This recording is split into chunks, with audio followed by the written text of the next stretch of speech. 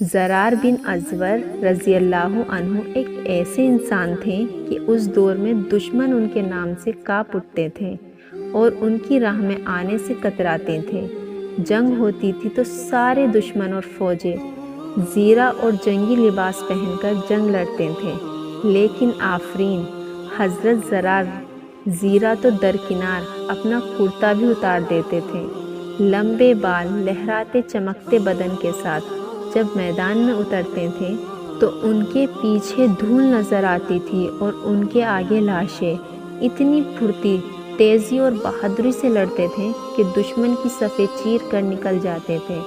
ان کی بہادری پر بے شمار مرتبہ حضرت خالد بن ولید رضی اللہ عنہ کو تعریف کرنے اور انعام و اکرام دینے پر مجبور کیا۔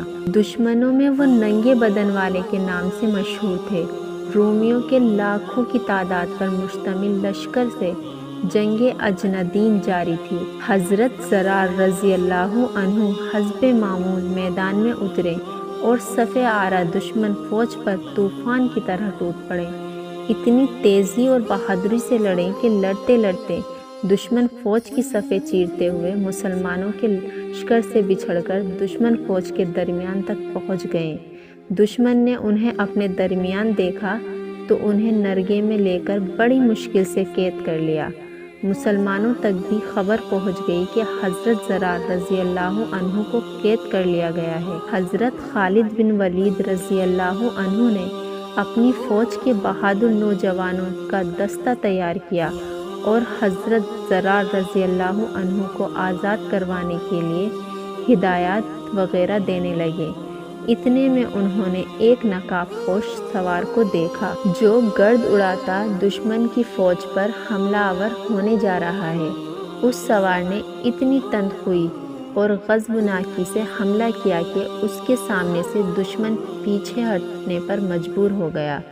حضرت خالد رضی اللہ عنہ اس کے وار دیکھ کر اور شجاعت دیکھ کر اش اش کر اٹھے اور ساتھیوں سے پوچھا کہ یہ سوار کون ہے، لیکن سب نے لا علمی ظاہر کی کہ وہ نہیں جانتے۔ حضرت خالد رضی اللہ عنہ نے جوانوں کو اس سوار کی مدد کرنے کو کہا اور خود بھی مدد کرنے اس کی جانب لگ کے۔ گھمسان کی جنگ جاری تھی۔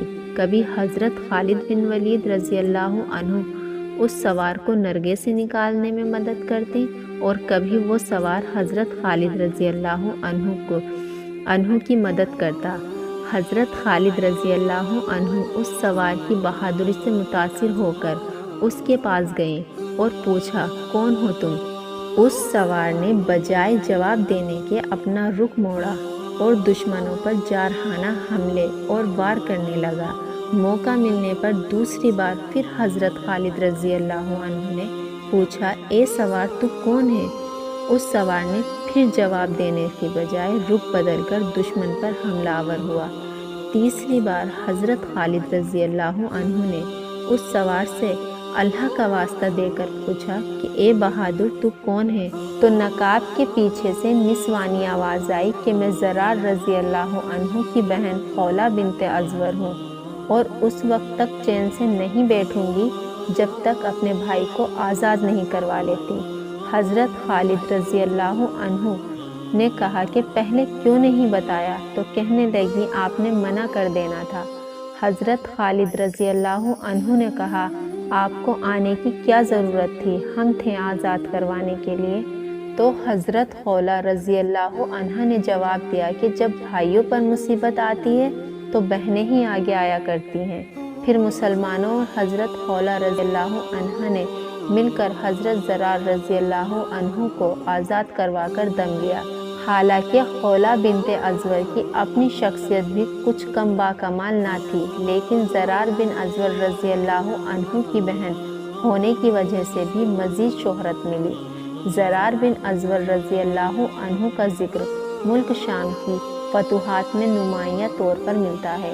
حضرت زرار رضی اللہ عنہ والے واقعے کے کچھ ہی عرصے بعد شام کے عیسائیوں نے اپنے ایک کمانڈر بولس اور اس کے بھائی بطرس کی قیادت میں مسلمانوں کے ایک چھوٹے لشکر پر حملہ کر کے کچھ مسلمان خواتین کو گرفتار کر لیا۔ جن میں حضرت خولہ رضی اللہ عنہا بھی شامل تھیں۔ گرفتار شدہ عورتیں قبائل عرب سے مقابلہ کرنے کی خوگر اور عادی تھیں۔ یہ سب عظیم اور غیرت مند خواتین آپس میں جمع ہو گئیں اور حضرت خولہ بنت ازور رضی اللہ عنہا نے انہیں مخاطب کر کے کہا، حمیر کی بیٹیوں اور ایک قبیلے تبع کی یادگاروں، کیا تم اس بات پر رضامند ہو اور یہ چاہتی ہو کہ رومی کافر اور بے دین تم پر غالب آ جائیں؟ تم ان کی لونڈیاں باندیاں بن کر رہو؟ اور کیا ہوئی تمہاری وہ غیرت جس کا چرچا عرب کی لونڈیوں میں اور جس کا ذکر عرب مجلسوں میں ہوا کرتا تھا؟ افسوس، میں تمہیں غیرت و حمید سے خالی اور شجاعت و براعت سے دور دیکھ رہی ہوں۔ میرے نزدیک اس آنے والی مصیبت سے تمہارا قتل ہو جانا بہتر ہے اور رومیوں کی خدمت کرنے سے مر جانا افضل ہے۔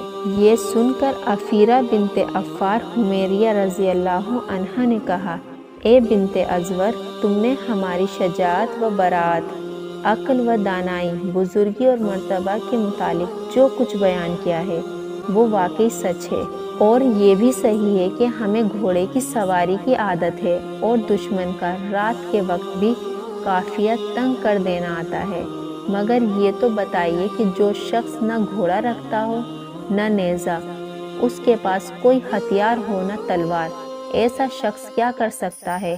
آپ کو معلوم ہے کہ ہمیں دشمن نے اچانک گرفتار کر لیا، ہمارے پاس اس وقت کوئی سامان نہیں تھا، ہم بکریوں کی طرح ادھر ادھر بھٹکتے پھر رہے ہیں۔ یہ سن کر حضرت خولہ رضی اللہ عنہا نے کہا، قبیلہ تبائیہ کی بیٹیوں، تمہاری غفلتوں کا کچھ ٹھکانہ نہیں، خیموں کی لکڑیاں اور ستون تو موجود ہیں، ہمیں چاہیے کہ ہم انہیں اٹھا اٹھا کر بدبختوں پر حملہ آور ہوں، ممکن ہے کہ ارحم الراحمین ہماری مدد کرے اور ہم غالب آ جائیں، ورنہ کم سے کم شہید ہی ہو جائیں تاکہ یہ کلنک کا ٹیکہ تو ہماری پیشانیوں پر نہ لگنے پائے۔ اس کے بعد ہر ایک عورت نے خیمہ کی ایک ایک لکڑی اٹھائی۔ حضرت خولہ بنت ازور رضی اللہ عنہا خود بھی کمر باندھ کر ایک بڑی سی لکڑی کاندھے پر رکھ کر آگے ہوئیں۔ حضرت خولہ رضی اللہ عنہا نے اپنی اس نسوانی فوج کو مخاطب کیا، اگر تم کمزور ہو گئیں تو یاد رکھنا تمہاری گردنوں کو تلواریں کاٹ ڈالیں گی، تمہاری کھوپڑیاں اڑا دی جائیں گی اور تم سب یہیں ڈھیر ہو کر رہ جاؤ گی۔ یہ کہہ کر آپ نے قدم بڑھایا اور ایک رومی کے سر پر اس زور سے لکڑی ماری کہ وہ زمین پر گر پڑا اور مر گیا۔ رومیوں میں کھلبلی پڑ گئی۔ جیسے ہی کوئی شخص ان کے قریب پہنچتا تھا، یہ پہلے لکڑیوں سے اس کے گھوڑے کے ہاتھ پیر توڑ دیتی تھی، اور جس وقت وہ سوار الٹے منہ گرتا تھا تو ضربے مار مار کر اس کا سر توڑ دیتی تھی، اس لیے ان تک کوئی نہ پہنچ سکا۔ ان بہادر خواتین نے اس طرح 30 سوار موت کے گھاٹ اتار دیے۔ بطرس یہ دیکھ کر آگ ببولا ہو گیا، گھوڑے سے نیچے اترا اور اس کے ساتھ اس کے ہمراہی بھی پیدل ہو گئے۔ پھر وہ سب نیزے اور تلواریں لے کر خواتین اسلام کی طرف بڑھیں۔ خواتین آپس میں ایک دوسرے کی طرف لپکیں اور آپس میں کہنے لگیں، ذلت کی زندگی سے عزت کے ساتھ مر جانا بہت زیادہ افضل ہے۔ حضرت خولہ بنت ازور رضی اللہ عنہا کی طرف اس نے دیکھا جو ایک شیرنی کی طرح دوڑ رہی تھی۔ بطرس یہ دیکھ کر غصے میں بھر گیا اور ساتھیوں سے کہنے لگا کہ تمام ملک شام اور عرب میں اس سے زیادہ اور کیا شرم کی بات ہوگی کہ عورتیں تم پر غالب آ جائیں۔